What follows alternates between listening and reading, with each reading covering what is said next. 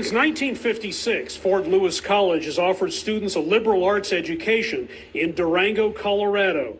Fort Lewis actually began as a military post a short distance away in the late 1800s, then became a federal Indian boarding school. Federal Indian boarding schools were not kind places to Native children. Native children were forcibly removed from their homes, and they were stripped of their cultural traditions. They were forbidden from speaking their language or observing their religion. The practice was called assimilation. They couldn't exterminate tribes, so they assimilated them.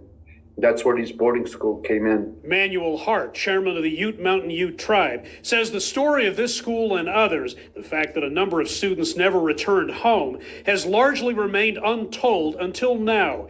A new report released by History Colorado identifies at least 65 students who died at Fort Lewis and one other Colorado school, part of a 40-year pattern it found of physical and emotional abuse. The report is a necessary step in the state and the nation beginning to address the painful history of the boarding schools, what we can kind of call generational trauma. We will whip you. Layers of that trauma have gradually been peeled back during the U.S. Interior Department's Road to Healing tour, But still, they hit him 10 times. in which boarding school survivors and their descendants have shared often painful stories. Some of the boarding school history is contained in federal archives like this one outside of Denver, including letters from school superintendents to their superiors spelling out the conditions in their facilities. These kids have to huddle around a fireplace because it's so cold and the roof is leaking. Justin Guy, a student at MSU Denver,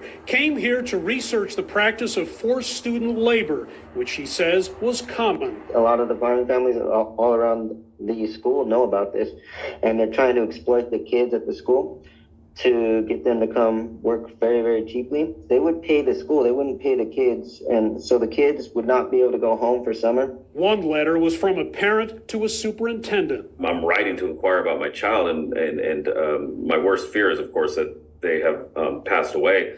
And we found the response from the superintendent, who said, unfortunately, yes, your child passed away several months ago. Chairman Hart believes the Colorado report is a good first step. It's a beginning. It's a start. But he'd like the federal government to take concrete action to help his people heal. Whether it's giving back land, giving back funding to help languages and curriculums be implemented into some schools. Fort Lewis College, whose curriculum is tailored to the 40% of its students who are Native American, has charted a very different path from the school of the past. In many ways, we seek to reclaim what the boarding schools took away. A process that continues here and elsewhere more than half a century after the last such school closed in the U.S.